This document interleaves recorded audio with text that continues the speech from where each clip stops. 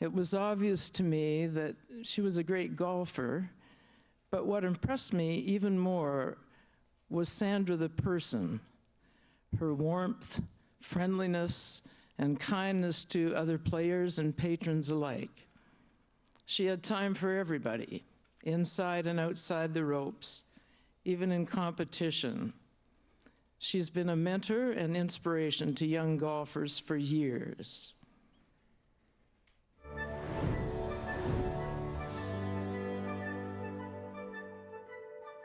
I talked to Sandra Palmer on her 80th birthday, right after she had gotten word that she was going to go into the World Golf Hall of Fame.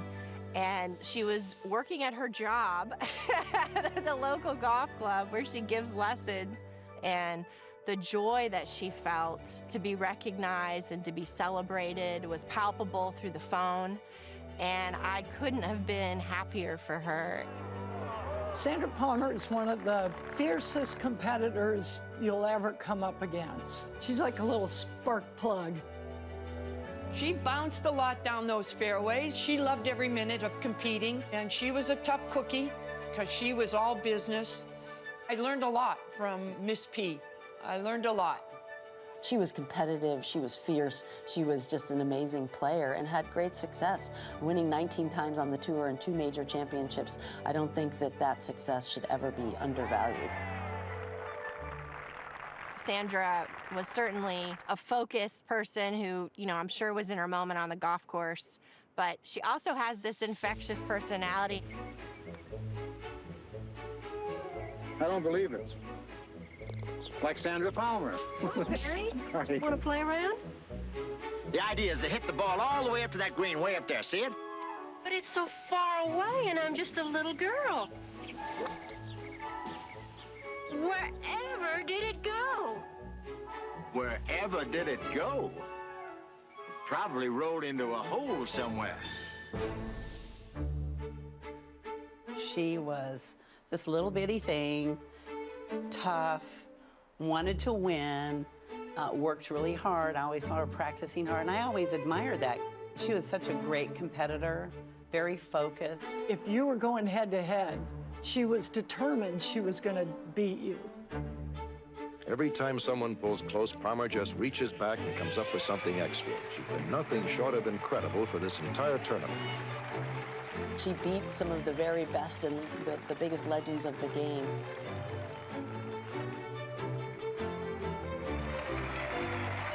Sandra has lived the game, and she loves the game. And that's why she's still in it. She's helping young kids learn the game. You have to give her a lot of credit for that and her love for what she does. You can tell that she just loves golf and loves the opportunity that she had during her career to play golf, to teach golf, to be a part of this amazing community. That tenacity and the feeling of the extra mile that a lot of players had to go to really make this dream a reality. The women who make it into the Hall of Fame, they weathered it all, and she continues to do that so beautifully.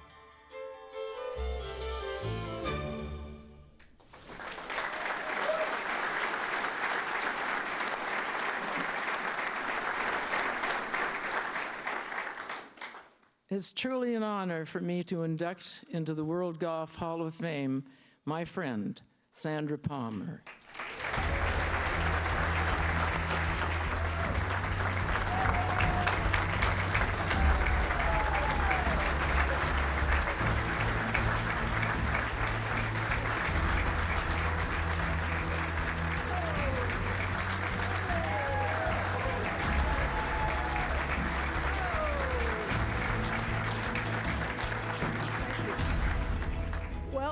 Needless to say, this is a little overwhelming. It's almost like as bad as playing against Joanne Carner in an 18-hole playoff at the U.S. Open.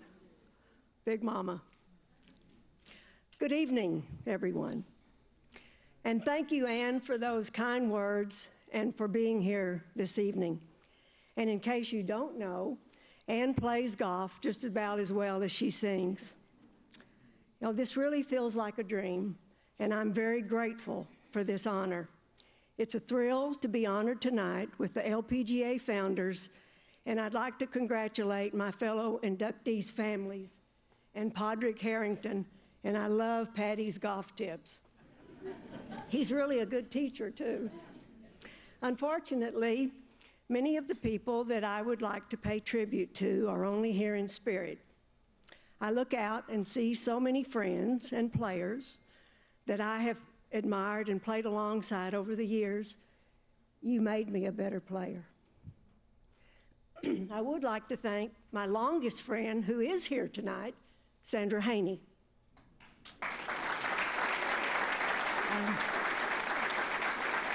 Not my oldest, but my longest. We met when we were just teenagers. Sandy, you always had time for me when I needed it, and boy, did I need it sometimes. A special thanks to Johnny Revolta and Ernie Vossler. I played lots of golf with them and learned a great deal. And there are so many others that I can't thank all by name, but you know how much you mean to me. Many are here tonight. I'd like to give a special thanks to my friend Betsy Rawls, who passed away this past year. And Betsy made it possible for me to be coached by the great Harvey Pinnick. At that time, I had a job teaching at a high school. So every weekend, I drove 3.5 hours from Fort Worth to Austin to stay with the Pinnicks and train with Harvey. His teachings and the love and support that he and his wife, Helen, gave me influenced not only the player that I am, but I'd like to thank the person I am. You know, Harvey never charged much for lessons. I asked him once, why don't you charge more money? And he said, because if you charge more money, you have to use big words. When I was 10 years old, my parents moved from Texas to Maine. Every day, my school bus passed a golf course, and I was mesmerized. One day, I couldn't hold out any longer, and I asked the bus driver to let me off, and he did. And that's where my lifelong journey began. They had a golf and caddy program for juniors, even back then. And I caddied for a man named Max Weinstein. He loved me because I never lost a ball. He taught me a lot about the game, the rules, etiquette, and the swing. And I remember that he putted with his right forefinger down that putter shaft, just like you, Nancy Lopez. 21 years later, I was playing in a tournament in Miami, and on that Sunday, on the first tee, there was this man I'd caddied for when I was 10 years old, Max. Guess what? I won that tournament in a playoff against the great Kathy Whitworth. It was a great day for Max and me. So I entered my first junior golf tournament when I was 10 years old, and I sent my newspaper clipping back to my grandmother in Texas. She was so proud of me because I had the highest score.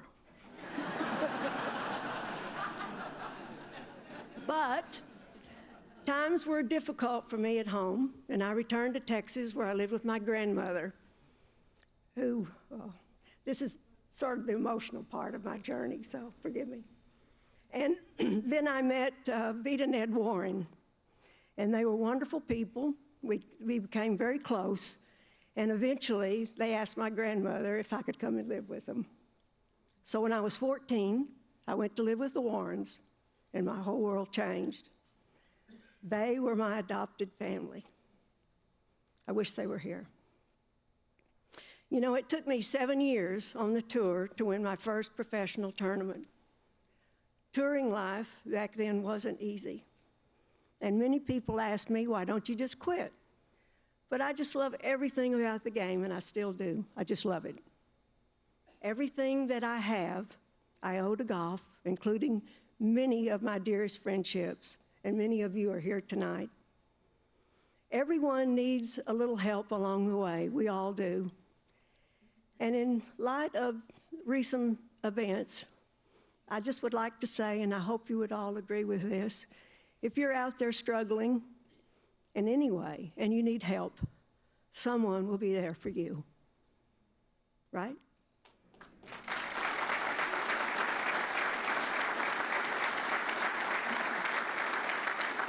And I know I had plenty of help from people that helped me along my way.